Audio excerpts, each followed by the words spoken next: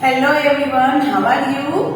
Now student, already हमने हमारे 3 session देख लिए रिवीजन के, राइट?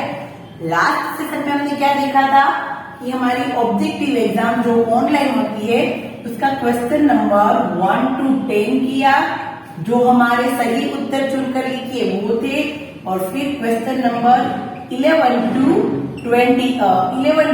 18 राइट और रॉन्ग किए थे, राइट? नाउ स्टूडेंट, आज हम लोग हमारी ऑब्जेक्टिव एग्जाम के बाकी के क्वेश्चन डन और कंप्लीट करते हैं। ओके, नाउ स्टूडेंट, तो सबसे पहले हम देखते हैं हमारा क्वेश्चन नंबर 18 तक हमने किया था, तो फिर उसके बाद आता है क्वेश्चन नंबर 19 to 22, राइट? तो ये है हमारी ब्लैंक्स। क्या है? ब्लैंक। तो हमें पता है कि ब्लैंक्स हम लोग 2 पार्ट में लेंगे, पहले 4 ब्लैंक्स होगी और फिर बाकी की 4 ब्लैंक्स होगी, राइट? तो सबसे पहले हम लोग 19 वाली ब्लैंक्स है उसको देखते हैं। तो हमें पता है कि ब्लैंक्स हमारी किस प्रकार होती है। इस तरीके से सारे आंसर दिए होते हैं ए बी सी डी के अंदर। सबसे पहले हम लोग वो लिख लेते हैं। ए के अंदर है शक्ति, फिर बी के अंदर है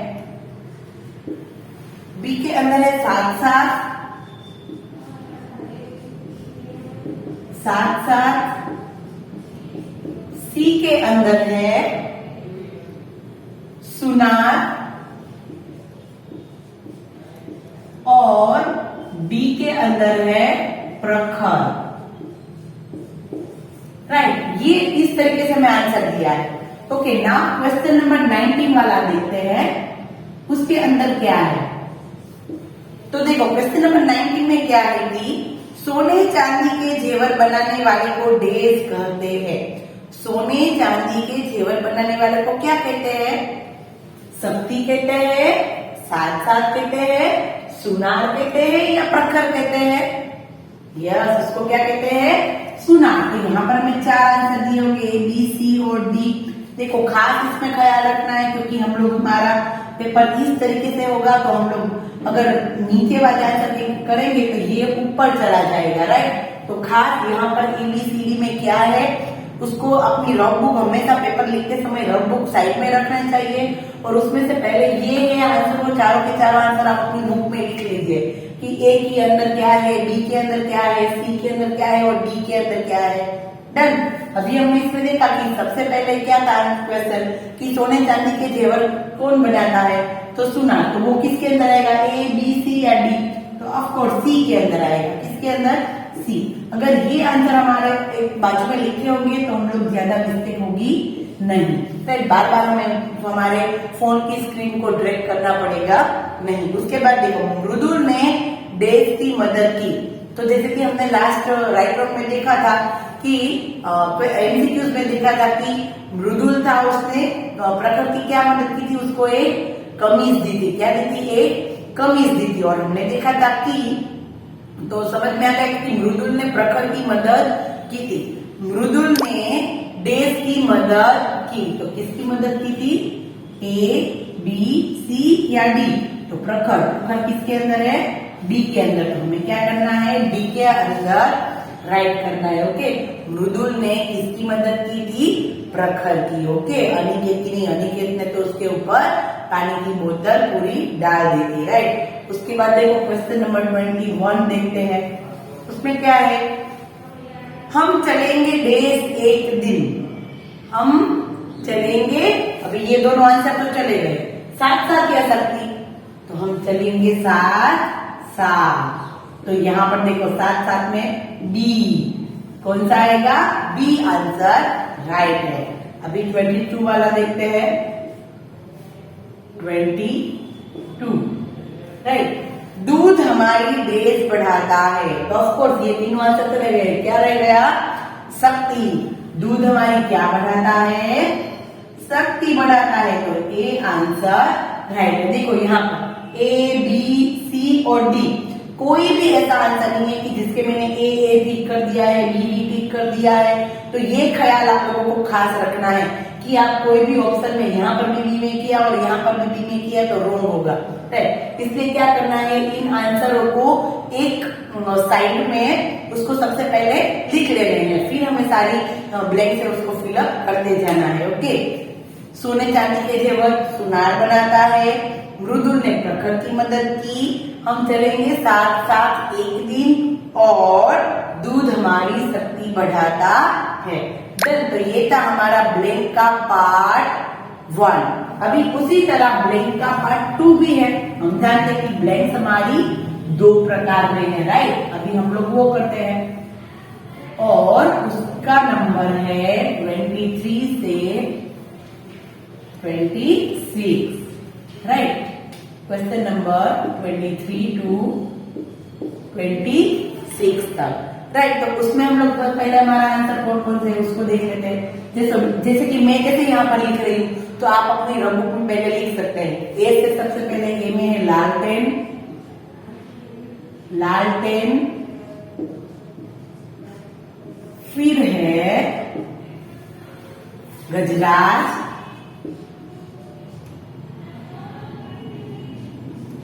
गजराज, फिर है पेड़ पौधे, पेड़ पौधे, और फिर है लास्ट वाला भगवान। क्या है, भगवान, राइट। सारे आंसर पहले मैंने लिख लिया, आपने एक बार देख लिए कि कौन कौन से आंसर थे। अभी देखो क्वेश्चन नंबर देखते हैं 23 वाला। ओके, तो 23 वाला क्वेश्चन है, उसके अंदर क्या है कि पिताजी आप डैश से प्रार्थना करना। तो ये लेसन दिव्या और राधा, किसान और कुम्हार का है ये सेंटेंस।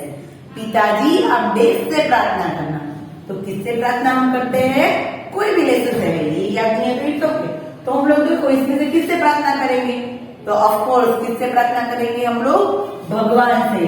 तो ए बी सी और डी, तो हम लोग डी किससे प्रार्थना करेंगे, भगवान से प्रार्थना करेंगे, राइट। उसके बाद देखो नेक्स्ट वाला, लंबकर्ण डैश के पास गया। तो हम जानते कि लंबकर्ण को क्या बनाया गया था, दूत बनाया गया था, और वो भी किसका, चंद्र भगवान का। तो वो कहाँ गया था, लंबकर्ण डैश के पास गया। तो कहाँ गया था वो, किसके साथ, यस, गजराज के पास। तो गजराज किसके अंदर है, बी के अंदर, ए बी सी और डी। तो इसमें हमें राइट करना है। नाउ देखते हैं क्वेश्चन नंबर 25।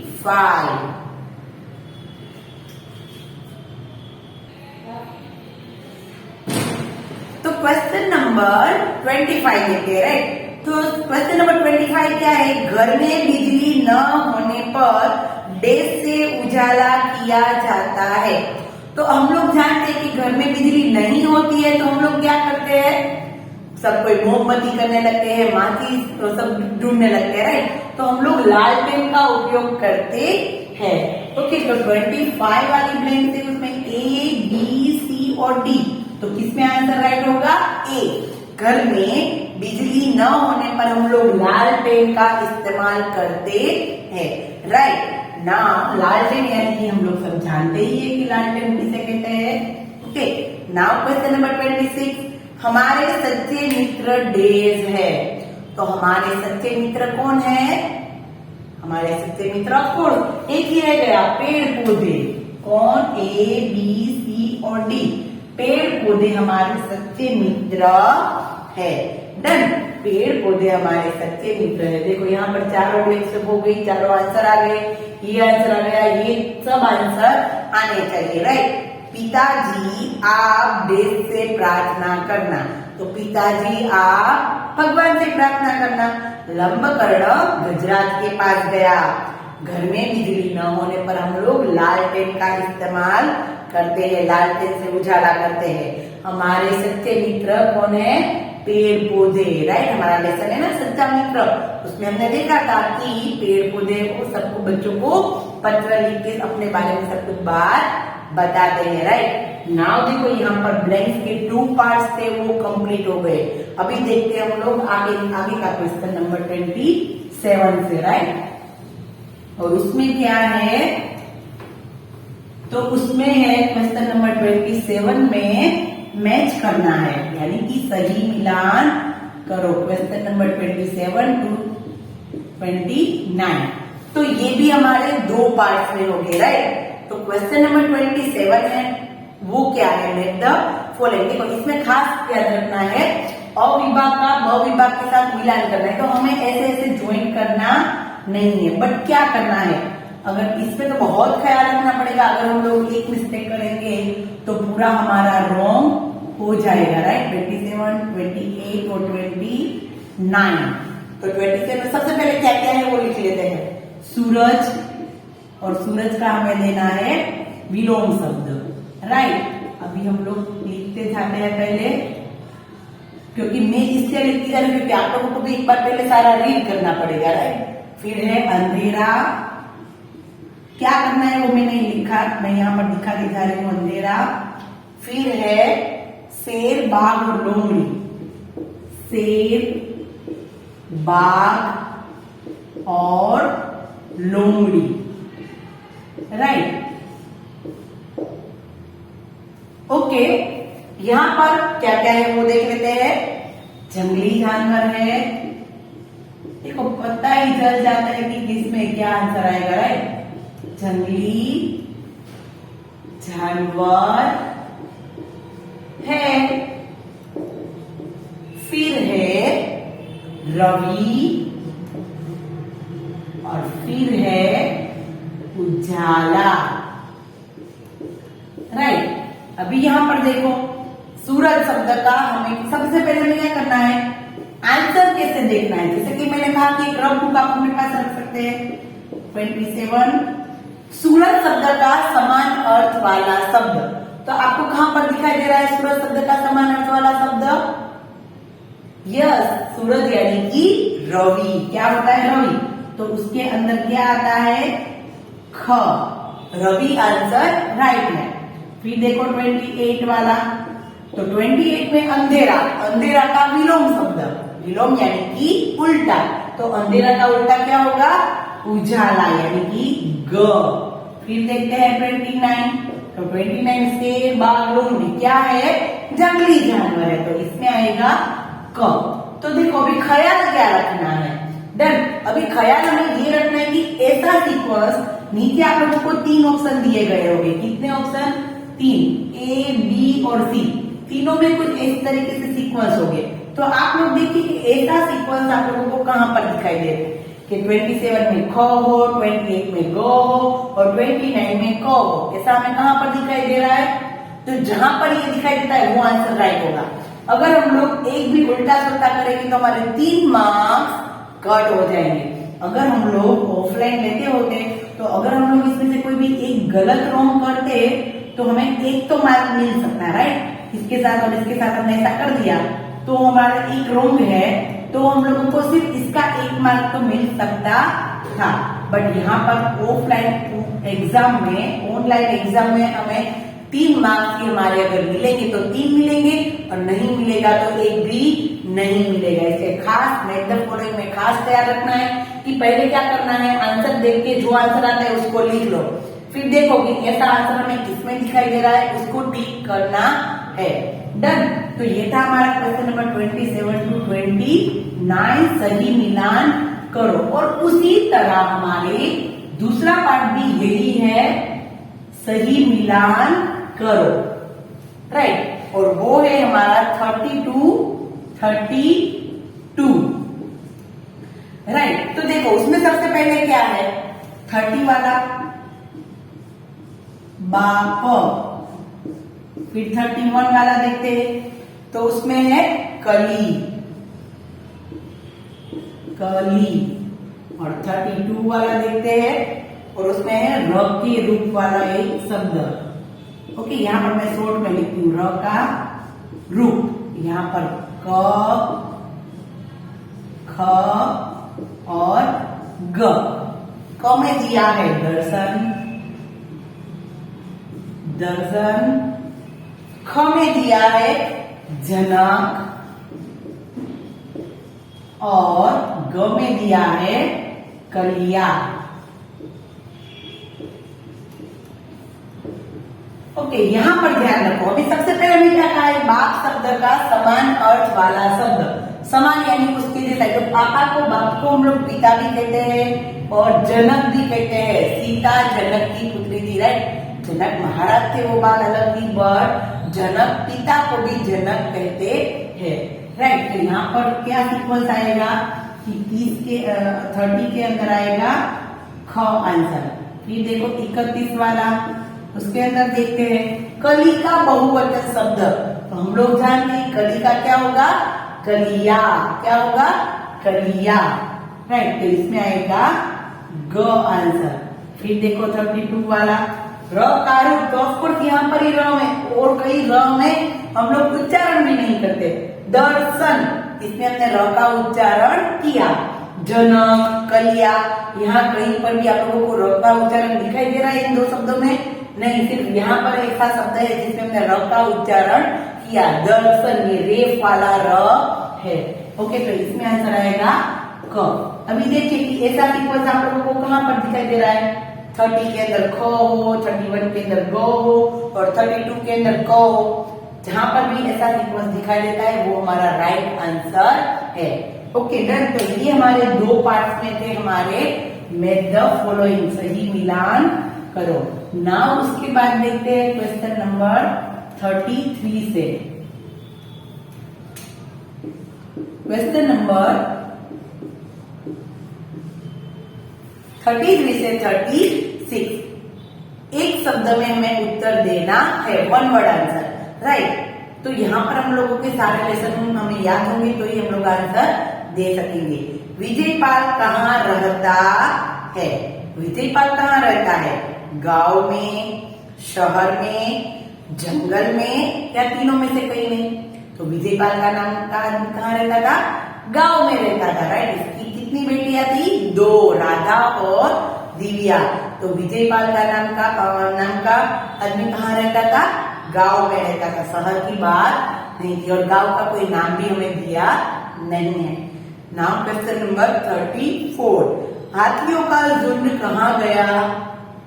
जंगल में, दूसरी झील में, वन में या तालाब में? तो हम लोग जानते हैं कि उसको वहां पर पानी नहीं था जंगल में, तो वो लोग दूसरी झील में गए थे, राइट। तो हाथियों का झुंड दूसरी झील में गया था।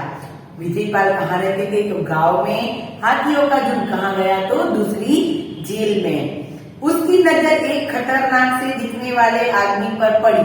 सर्वनाम पहचानो। नजर, खतरनाक, उसकी या आदमी? तो हमें पता है सर्वनाम यानी कि क्या होगा। तो सर्वनाम यानी कि जो नाम की जगह लिया जाता है उसको कहते हैं सर्वनाम, राइट। तो यहाँ पर उसकी नजर, राइट। तो उसकी शब्द है वो क्या है? सर्वनाम। उसकी नजर एक आदमी पर, खतरनाक से दिखने वाले आदमी पर पड़ी, तो उसकी आंसर राइट है। ओके, नाउ देखो क्वेश्चन नंबर 36, जंगल में कौन नाचता है जो सबके मन को भाता है? खरगोश, कोयल, शेर या मोर? तो शेर और खरगोश तो कभी नाचते हमने देखा ही नहीं। कोयल और मोर की बात तो ऑफकोर्स मोर है जो सबको अच्छा लगता है और वो नाचता है और सबके मन को भाता है। तो आंसर इज मोर, राइट। 4 हमारे क्वेश्चन थे, सिर्फ वन वर्ड में देने के। विजयपाल गांव में रहता था, हाथियों का झुंड दूसरी झील में गया, उसकी नजर एक खतरनाक देखने वाले आदमी पर पड़ी, उसमें सर्वनाम है उसकी, और जंगल में कौन नाचता है जो सबके मन को भाता है? तो वो है मोर। ओके, नाउ उसके बाद देखते हैं क्वेश्चन नंबर 37 से 40, लास्ट वाला हमारा question 37 to 40, right. Question number 37, रंग अनोखी, गंध अनोखी, काव्य पंक्ति पूरी कीजिए, राइट। देखो ये काव्य की पंक्ति दी है, रंग अनोखी, गंध अनोखी, फिर उसके नीचे 4 लाइन दी है, उस लाइन में हमें ज्वाइन करनी है।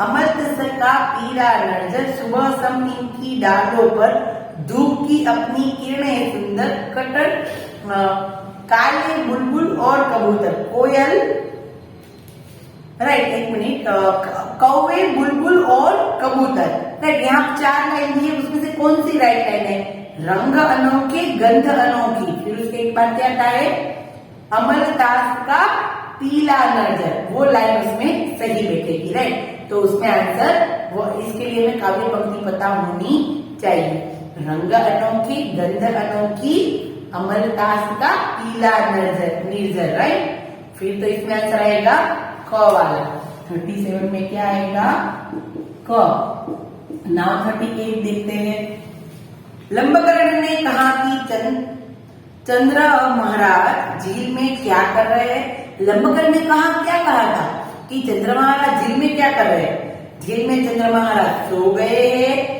चंद्र महाराज झील में अपने परिवार वालों को दिलासा दे रहे हैं चंद्र महाराज झील में साथ देने आए हैं क्या कहा था तो फोर्थ वाला है तीनों में से कोई नहीं सेकंड वाला आंसर राइट कि चंद्र महाराज झील में अपने परिवार के लोगों को दिलासा देने आए तो इसमें ख वाला आंसर राइट है नाउ 39 वाला देखते हैं विजयपाल ने अपनी बेटियों की शादी किससे के साथ करवाई दिव्या का विवाह कुम्हार के साथ और राधा का किसान के साथ दिव्या का विवाह सुनार के साथ और राधा का विवाह कुम्हार के साथ फिर दिव्या का देखो ये सब कुछ नहीं देखने तो हमें सिर्फ ये याद है कि किसका विवाह किसके साथ किया था तो दिव्या का राजा का विवाह किसके साथ किया था एक कुम्हार के साथ और दिव्या का विवाह एक किसान के साथ तो वही लाइन याद रखो कि दिव्या का विवाह किसान के साथ और राधा का विवाह